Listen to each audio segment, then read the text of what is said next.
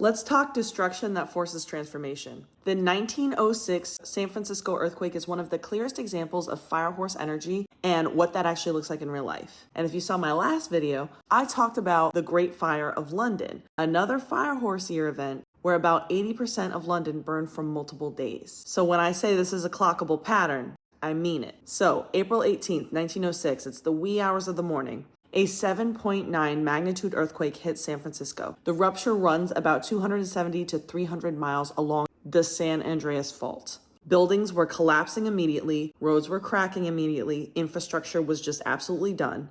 But that's not even what takes the city out. It's the fires. Gas lines were ruptured and stoves were getting knocked over, fires started popping up all over the city, and at the same time, the water main is destroyed. So the firefighters can't even fight these fires properly. So what do? They start using dynamite to try to stop the spread of the fire. And in multiple cases, they actually made it so much worse. The city burned for 3 days, similar to the Great Fire of London. Around 490 to 500 city blocks are completely destroyed. That's nearly 4 square miles. 80 to 90% of San Francisco is gone, and over 3,000 people are unalived. About 250,000 people, more than half the city, suddenly has no place to go. Over 20,000 people are living in U.S. Army tent camps for months. This is one of the worst disasters in U.S. history, not just because of the earthquake, but because also things were failing. Everything failed. This fire completely engulfed the city because everything failed. And who gets hit the hardest? That's right, working class communities, immigrant communities, Chinese residents in Chinatown. They were displaced at higher rates, denied equal access to aid, and in some cases were just pushed out during rebuilding entirely. So even with everything collapsed, the same racist power dynamics are in play.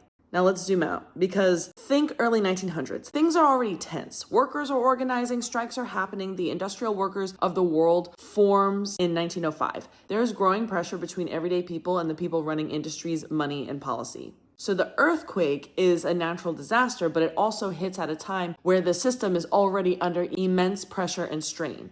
And this disaster just further exposes it all. Similar to the Great Fire of London. That's fire horse energy. It's not like gentle, soft nudges and let's see what, it is force. Force. It finds the weak spots in the infrastructure, in the systems, and how things are being run, and it pushes and pushes and pushes until something gives. And then you have no choice but to rebuild. San Francisco had to be completely rebuilt with new infrastructure, new building standards, and a more modern city. Similar pattern to the Great Fire of London. The same thing. It was massive destruction that would force change. Let's not sugarcoat it, because that level of transformation only happens when going back to the old is not an option anymore. And this is the part where I want us to zoom out right now. We're already seeing volatility pick up now, right? We've been seeing that. Weather patterns have been all over the place. On top of that, we had intense winter storms, extreme heat, things feeling much more erratic and less predictable. And at the same time, we are in a completely different era than 1906, right? We are in a rapid tech expansion. So when we talk about quote unquote fires now, does it mean literal fires, or could it be something else? I think those can also be social fires and digital fires, system level breakdowns, even infrastructure like data centers that require mass amounts of water to keep running and stay cool. So now you've got pressure on physical systems and digital systems at the same time. And I think it's just interesting that people are trying to act like everything is just normal and everything should go back to what it was, because historically that is not what happens, and that's not going to hold. You can only force a system that's already showing cracks for so long before something is going to shift and it's going to hit a breaking point.